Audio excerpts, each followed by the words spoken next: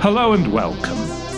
You are listening to an informed take on current events brought to you by law students and staff of Queen's University Belfast. This is LawPod.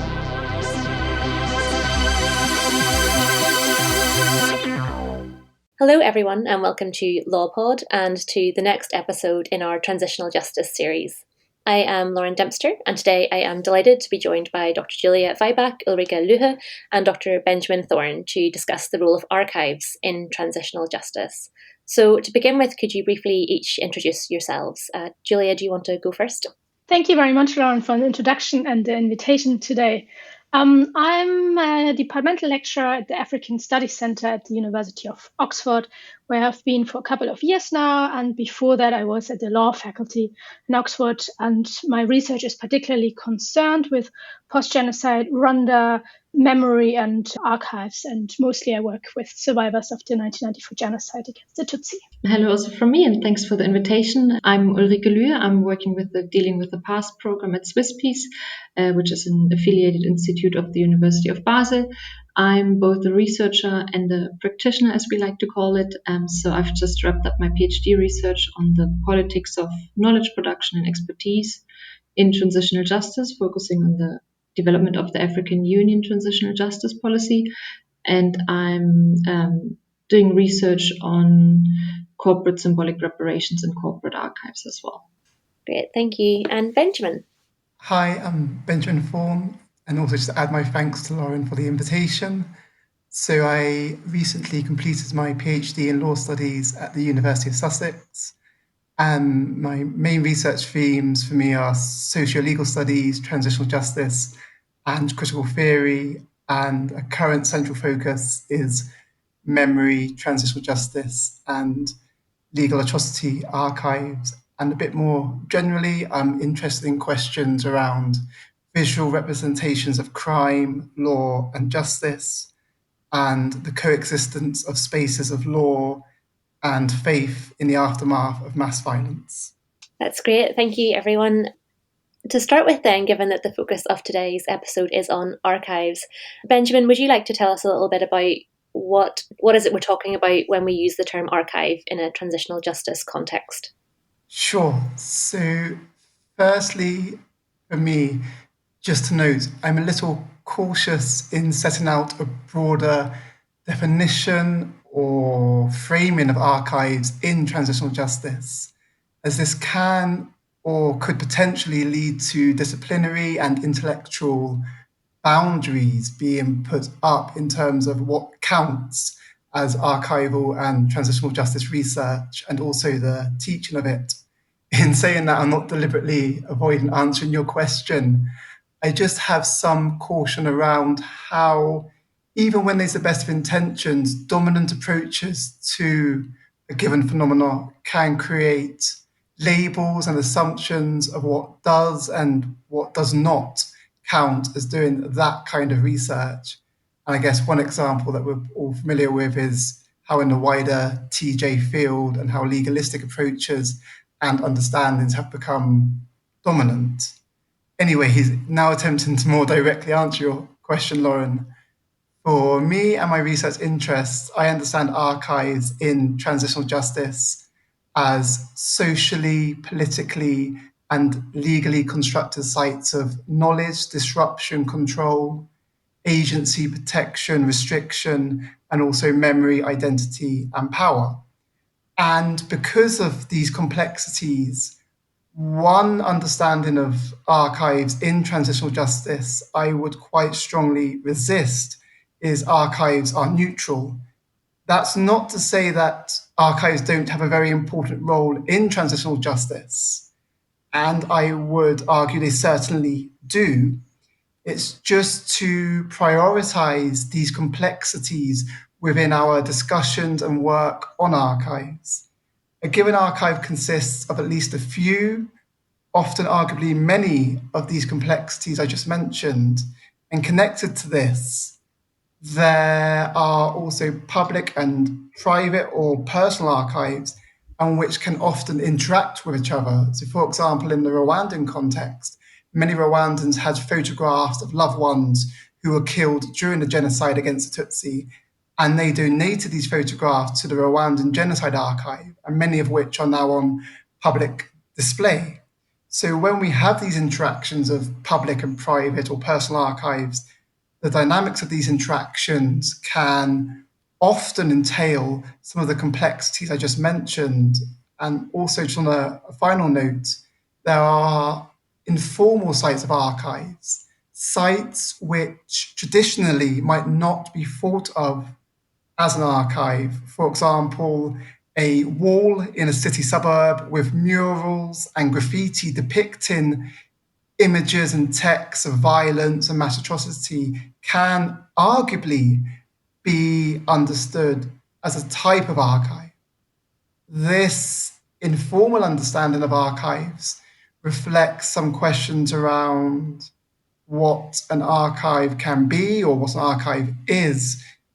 And in this regard, Louisa Franco, who I know both Ulrike and Julia know, has done some really interesting work on indigenous groups in Colombia and how they understand the environment and nature or Mother Earth as a form of archive. So that would be how I would summarize my understanding of archives in transitional justice. Thank you, Benjamin. That was really interesting. I'm going to look up that stuff around that work around Indigenous groups in Colombia and Mother Earth as an archive. I hadn't come across that before, so I'll have to read up on that. I guess in sort of transitional justice terms, like for me, and I guess maybe a lot of transitional justice researchers, when I think about TJ and archives, I think first of the dictatorships of Latin America, so places like Argentina, Chile, Guatemala, and the use of archival documents there by formal truth commissions. So as a TJ researcher, I understand archives as something that can be of utility in terms of uncovering the truth of past violence. I mean, Benjamin, you've already touched on the fact that there's a lot more complexity there. And I think a few years ago, when I met both you and Julia for the first time, I got a really strong sense from you both that the place of archives in transitional justice was one that really hadn't been fully engaged with in all of its complexity. So perhaps could you please set the scene for our listeners in terms of the research landscape that existed at that time when you first came to the study of archives and the implications of that for how the role of archives in transitional justice was understood? So I will give part of my answer in the form of a quick anecdote, if I may. In 2017, Julia and I organised a panel on archives and transitional justice at the European Consortium for Political Research conference in Oslo. That was actually where I first met you, Lauren. And I think the panel was at the end of the day and on the last day of the transitional justice stream. And during the Q&A session, an audience member said, I thought the panel was going to be about libraries and library records and catalogues and that sort of more mundane stuff. However, I was very pleasantly surprised and really glad I stayed to listen.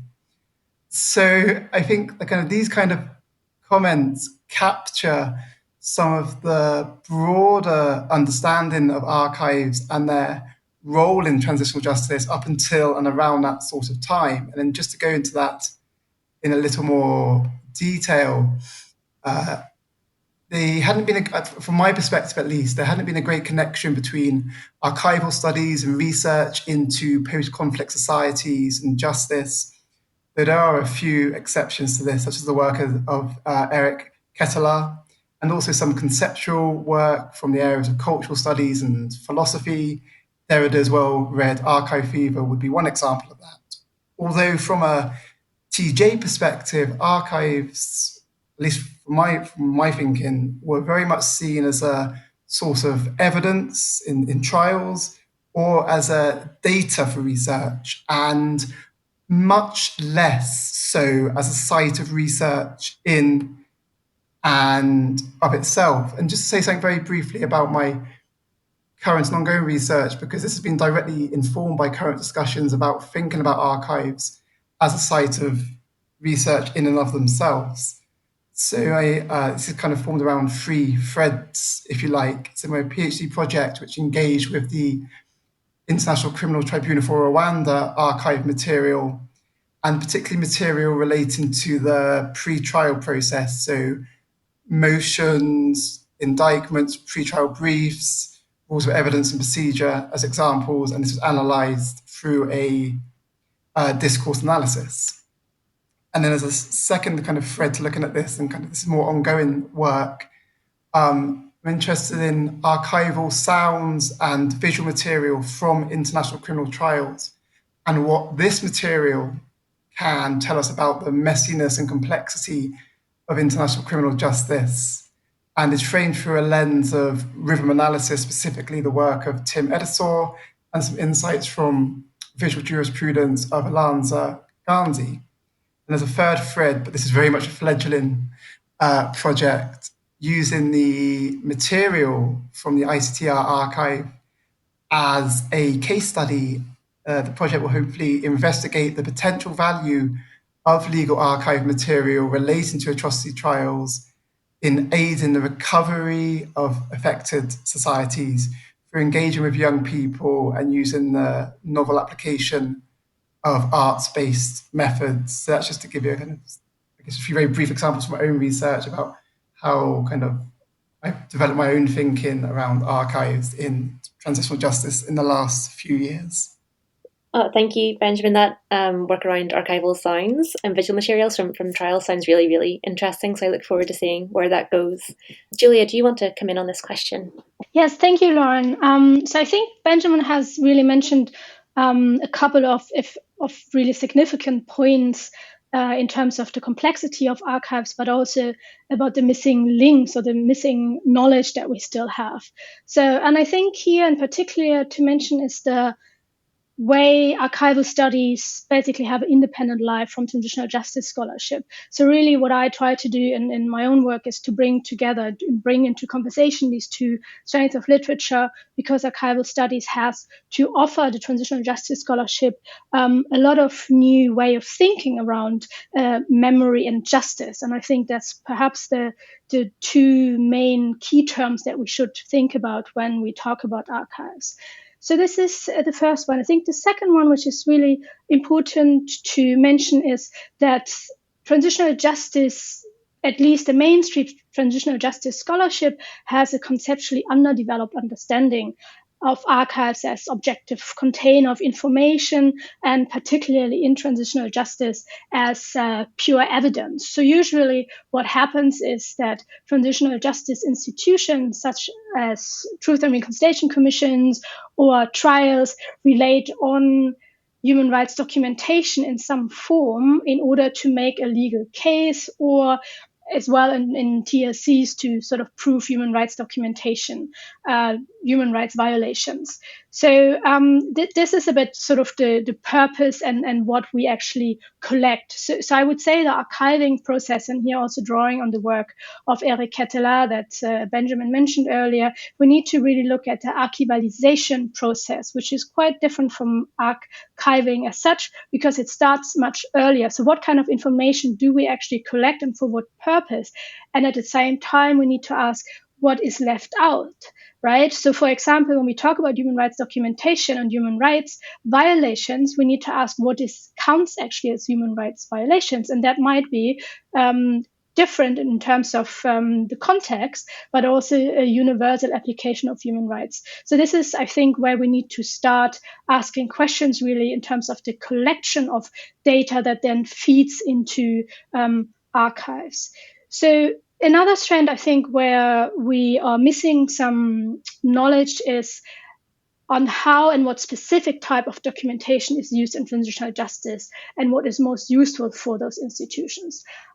So we don't actually know what is produced and created through the reuse of human rights documentation, the refiguration of other material collected by transitional justice bodies themselves, and then the reassemblage of all this material in their archives. So TSCs, for example, work that way, but also when we look at the ICTR, the ICTY, the ECCC in Cambodia, these are ways of how they use documentation, but we actually don't know exactly how they do that, what kind of documentation they rely on what basically is produced, what comes out at the end.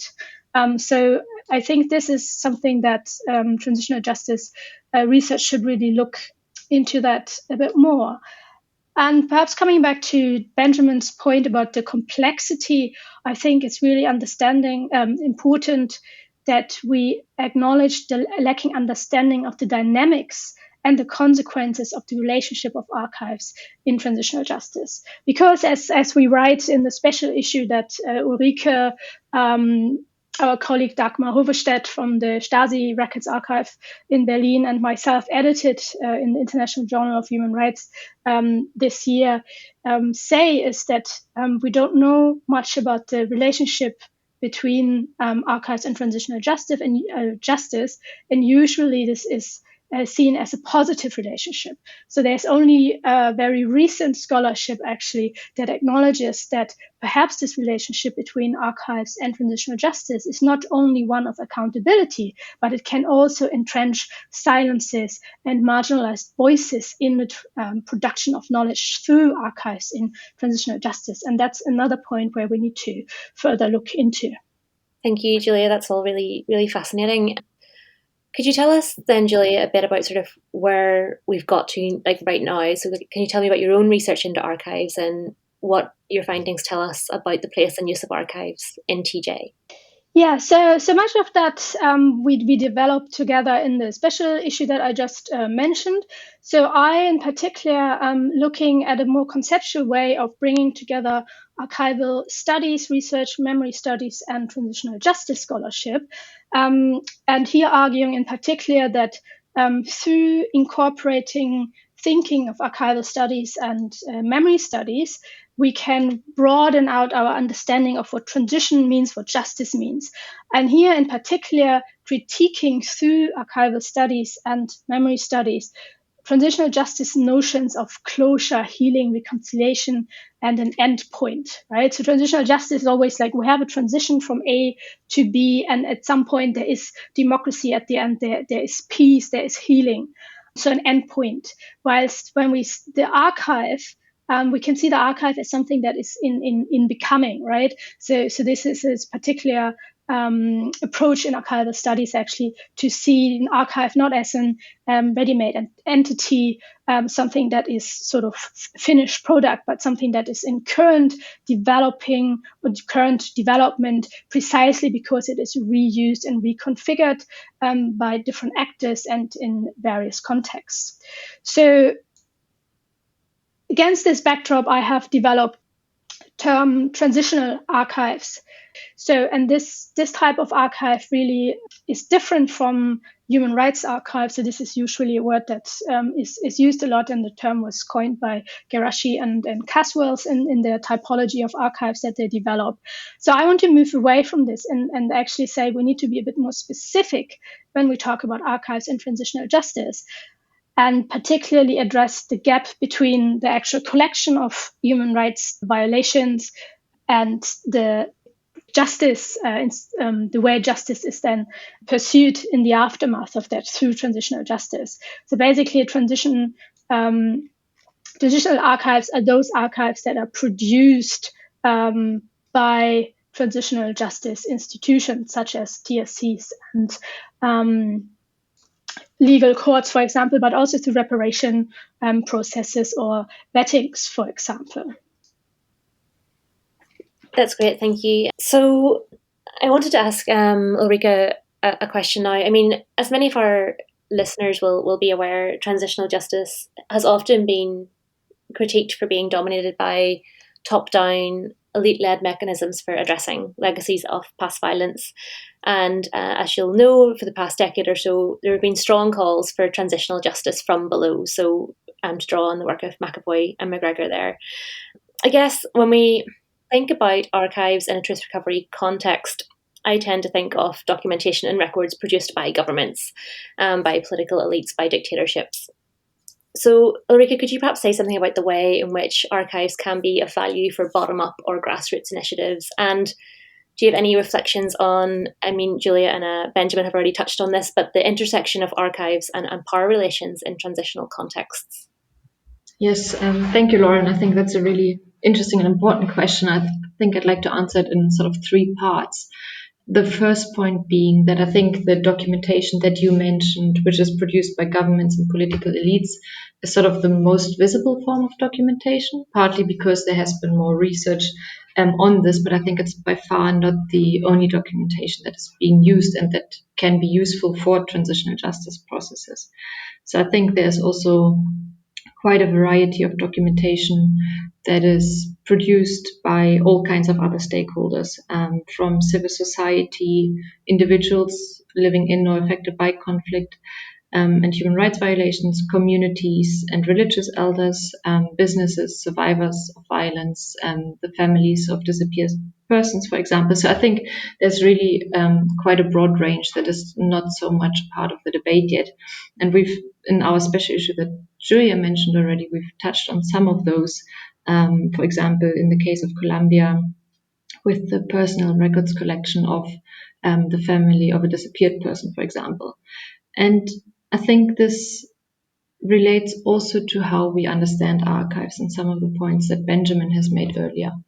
I think what is important is that is archiving and this whole discussion around archives and transitional justice is not only about the formally established and really highly structured archives that governments, for example, create and leave to a post-conflict debate, for example. But it is also those collections of people, groups, organizations that they hold and which include not only documents. And I think that is very important. And it's not only about physical and digital documents, but also photographs, artifacts, recordings, and even oral archives, which I think is sometimes more difficult to bring together with this classical idea of archives that we tend to work with. And what is important there is that I think these different types of archives and actors also require a different approach to how we think about archiving and related questions of privacy, of records management, of ownership. So I think there's an important dimension in that. And so the second part of this question, I think, how can archives be used for or by bottom-up and grassroots initiatives? I think it's important that grassroots initiatives can use both government records and their own collections, of course. And they can use these for quite a variety of processes and transitional justice goals, if you will. And we've seen examples of civil society actors, for example, setting up their own memorialization processes or using archival materials to capture sort of alternative or complementary narratives of the past, which can be quite different at times from official and governmental narratives and interpretations of conflict and human rights violations, of course. And I think, importantly, documentation collected and created by civil society actors can also be used to hold perpetrators accountable if it is used as evidence, for example, in trials or in front of a truth commission. But I think perhaps one of the most important roles that bottom-up initiatives and civil society actors have is to really collect and preserve documentation. I think we've seen a lot of cases where governments are unwilling or unable to promote accountability, truth-seeking, memorialization at the sort of point in time that we're in, and where civil society has a really important role in preserving that documentation so it can be used years or decades later when societies and institutions are ready to deal with the past, for example.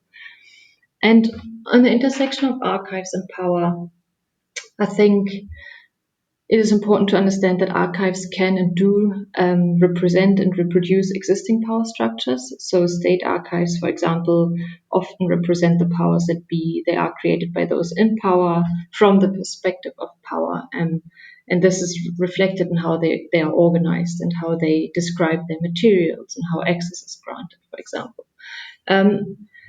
And if we only rely on those archives of the powerful in transitional justice processes, I think we are quite likely to reproduce these perspectives of the powerful, of course.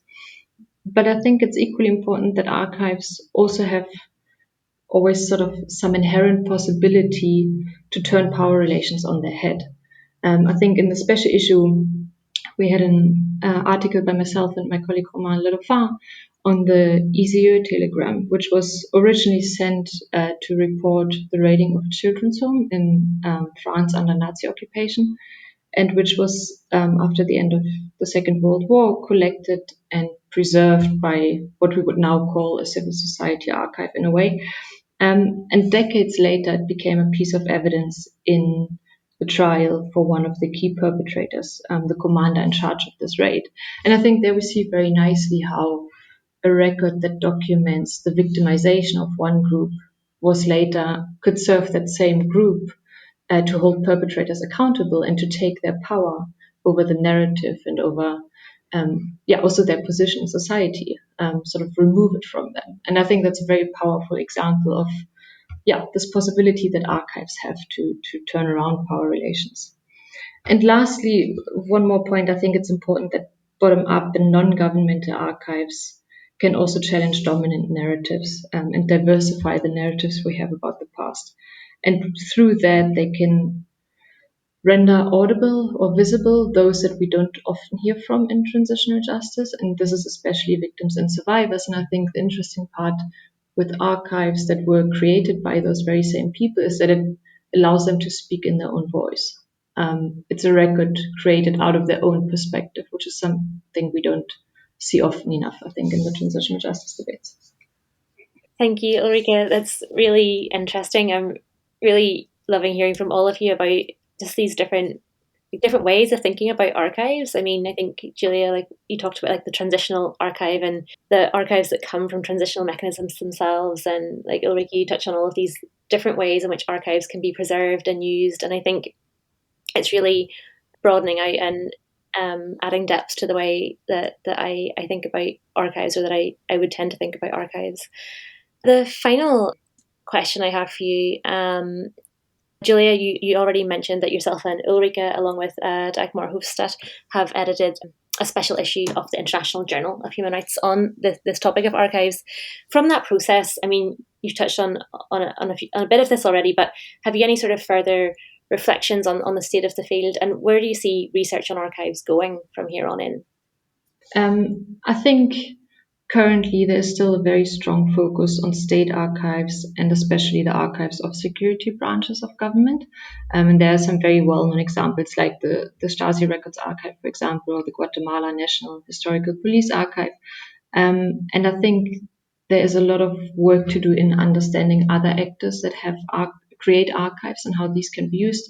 I myself am doing some research at the moment on corporate archives and their potential use in transitional justice. But beyond that, I think we're also seeing an increasing awareness of this diversity of archives and records that I mentioned earlier, from civil society, indigenous community, and many, many other forms of archives that can play an important role in processes of addressing the past and transitional justice.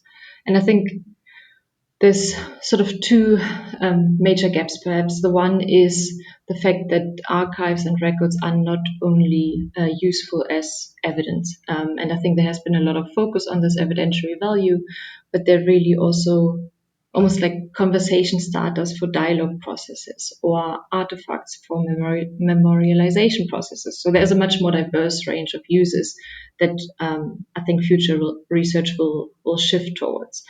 And I think really important is also to understand better the interaction almost between archives and archiving and transitional justice. I think we don't really understand the positive, but also the potential negative impacts that the use of archives can have on transitional justice processes. I've highlighted some of that with the use of sort of the perspective of the powerful earlier, but also we don't understand yet what this focus on transitional justice uses does to archives, right? I think because there is a very strong focus on using records for trials, I think we also have to ask, what does it mean? How does it change the record keeping practices and the archiving practices, right? If we're very strongly focused only on one particular use. So I think those are questions that are sort of are vastly underexplored, but which we're seeing an increasing interest in. Thanks, Ulrike. Julia, did you want to come in on this one?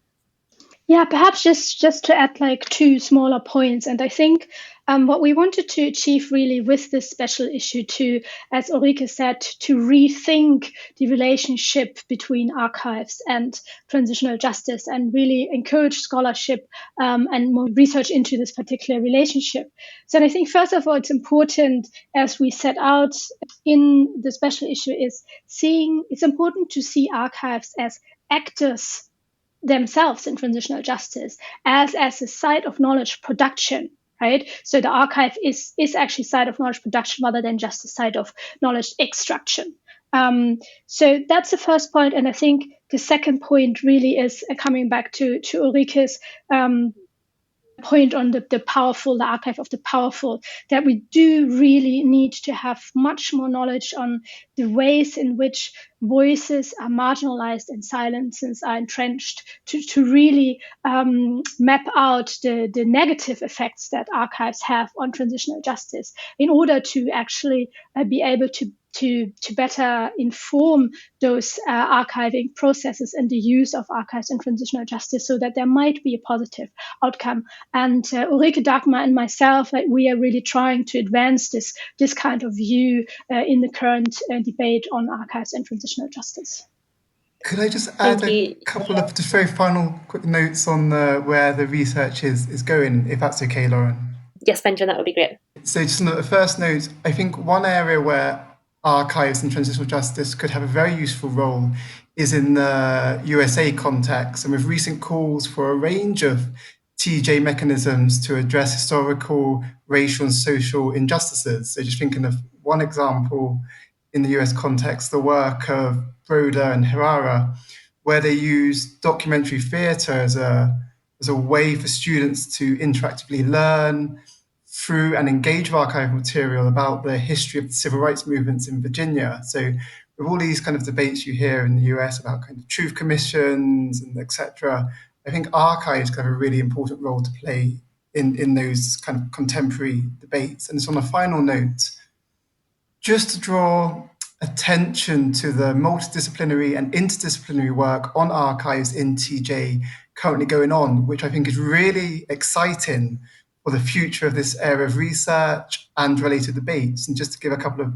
examples of that would be the work of Ariana Phillips Hutton, who is based in musicology and looks at how arts, music and sound can disrupt dominant narratives around the South African Truth and Reconciliation Commission. Also the work of Henry Redwood, based in IR, who looks around the power dynamics of creating an archive for international criminal trials, and also some ideas around witnesses and knowledge production. And also the work of Andy Aidan Atchinson, based in criminology, who is doing some really interesting work at the moment about the relation of legal archives and atrocity and what these can tell us about criminal trials, societal responsibility, and also the potential of translating legal texts into processes of social reckoning. And then just to mention Jelena Sobotics, if I mispronounce that, I'm very sorry, her recent article on the ethics of conducting archival research related to political violence, which I think is a must read for anyone conducting archival research and also the teaching of it. Great, thank you, Benjamin, and thank you for highlighting all of those scholars whose work our listeners might be interested in. I guess I have one final question. It comes back to Benjamin. You mentioned in your first response about the use of photographs in Rwanda, and these photographs being given in by survivors. And as you might be aware, I did some work in Cambodia with Rachel Clayton and Cheryl Lawther, looking at Till Slang and as a site of so-called dark tourism. And obviously, like, photographs are so central to that site, but we don't have agency in that way. Obviously, these photographs were gathered and displayed there. Where does agency come into, like, archives of that nature? What is the sort of the added value in actually having archives that come from those who have been directly affected by violence, rather than these sort of governmental records that are put on display without perhaps the consent of those involved? Do you have any thoughts on that, Benjamin? Sure. So thank you for the question. So I guess two thoughts. One would be, so you're talking about the sort of the private archive, if you like, the photographs that Yeah. belong. So yeah, the one work that comes to mind would be the work of, again, if I mispronounce the name, Thorne Chiplank, who looks at photography in Rwanda and has a really good documentary called The Faces We Lost, which I would also highly recommend. But in that, he talks about, and in his research work, talks about how photographs are a way that Rwandans can feel connected to the family members, the brothers, the sisters, the parents that were killed during the genocide. And so it's this kind of bridging kind of this space between the loss, but also feeling connected. So I think in that sense, these private personal photographs can have a kind of role in agency in that regard. I'd also say, I guess it's slightly outside of the private, but in terms of kind of dialogue, I think photographs can be a really useful way to facilitate a dialogue. This is something I started to look at in my own research, the photographs within the ICTR archive, and how this can be a way to stimulate conversations between those who survived the genocide against Tutsi and those who were born either during or after and have no personal memories of the genocide. I think photographs embrace complexities and allows understanding of other perspectives. So I think in that sense, it can create a form of agency as well, if that makes some sense. Yeah, it does actually. As you might have seen, we're having an exhibition from the Conflict Textiles Archive Great at project. Queen's. Oh yeah, I mean it's fascinating. But one of the pieces I was reading around conflict textiles is about how they have value in terms of communicating like difficult knowledge because it isn't a textual form. There's more things you can do with textiles. Okay, so that brings us to the end of the podcast. So thank you all so much for your time. It's been really valuable. I look forward to listening back because there's loads of really rich content in there. So thank you to all of our speakers for joining us today. And that was a really fascinating conversation. So thank you, everyone.